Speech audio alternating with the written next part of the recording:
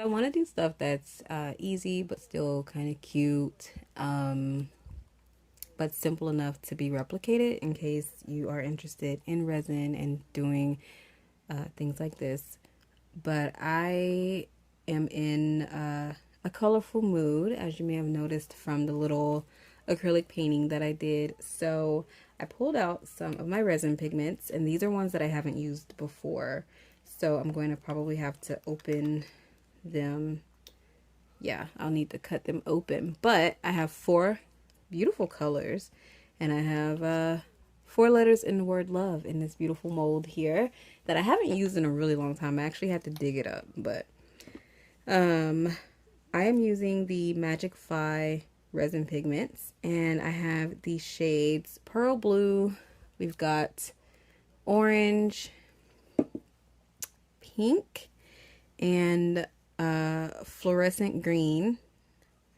I also pulled out some of these little containers of different like sequins and stuff, and I'm thinking that I may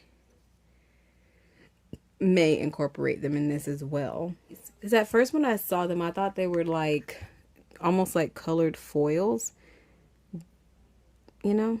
Oh, and it does kind of feel like a little foily. And I'm going to put these in the heart area. So I'm going to take this, the purple and the pink, and we're just going to stick that in there. I just want to see what it does real quick, because some of it feels like harder plastic, so I'm not really sure what's going on here. No.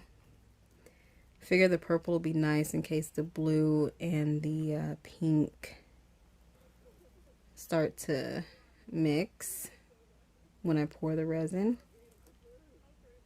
So yeah, but the colors are really pretty. I'm not usually a fan of pink, but I have it, so I might as well use it. It's a really pretty bright pink too, so I'm not gonna hate on it too much. And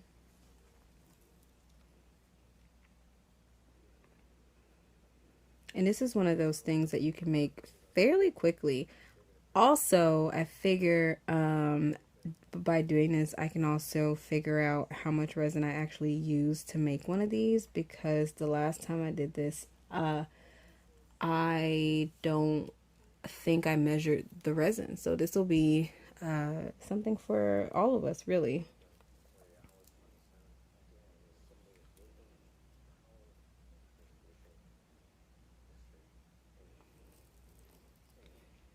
Oops. All right, so we've got those in there. Really, I think I'm going to use all the pink.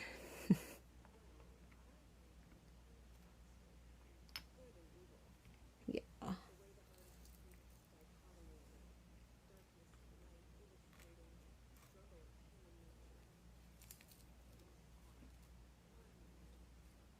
Just get that in there.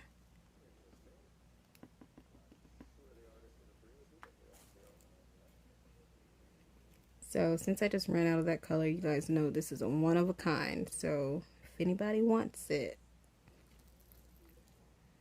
it'll never be made again like this, because I don't know where I got these. I have no idea where I got these from. I know I purchased them, I want to say from Amazon, but I'm not really sure in what capacity, because I know I didn't buy them alone. I think I bought them as part of a set with some other stuff in it, and I don't really remember. I don't really remember. So this is what it looks like, so that you guys can see. Just to let you guys know now, before I get to pouring everything, I am going to do 1 cup, which is 250 milliliters. So I'll probably try to mix up even amounts of each color, so about 60 milliliters per color. And then I will do I'm thinking 10 drops of each color. If I do more, I will make sure to put that in the description box so that you guys can see exactly how much of the pigment I used, in case the pigments are something that you want to get. But really the color that you get, or the color that you get, is really going to depend on you. So if you want it to be more opaque, you would use more drops, and if you want it to be more, you know, a little more translucent, then you would use less drops. I tend to start with 10, see how the color looks, and then if I like it, I go with that. If I want more, I'll add more. But that is it. We're gonna go ahead and get started soon.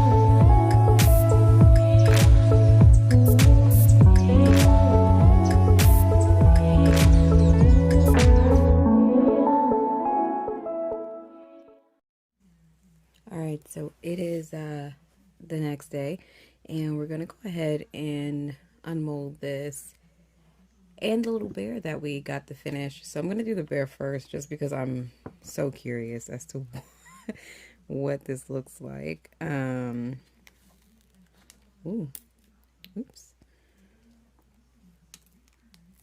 Just because I know that the colors are so different. Kind of looks cool. Very very artsy. So there's a spot there where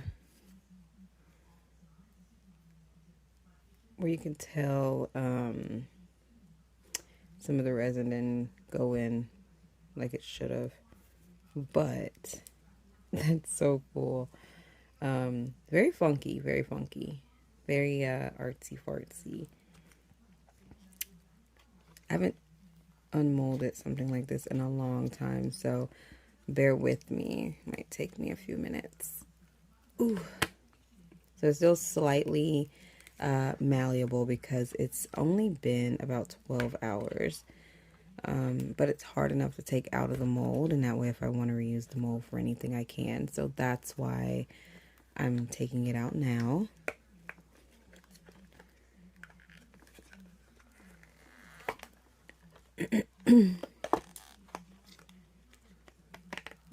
Be as careful as possible because I don't want to mess up the mold or the piece itself.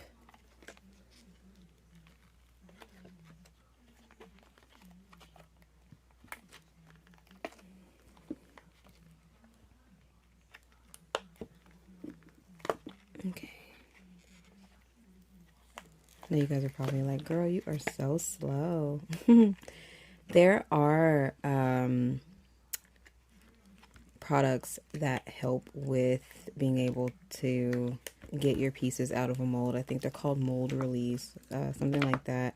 I've never used them, but I've seen people use them, and it does look like it makes the process a lot easier. But I usually don't have too much trouble. All right, so we got her out. I think just looking at this, it's really pretty. I think the colors are very vivid. There are some spots where I want to make sure to sand a little bit, but here it is. Oh, that is actually really cute. Really cute, really simple. And there it goes. Kind of matches my little painting back here. Let me show it to you guys without the little art piece in the back. I think that this looks really cool.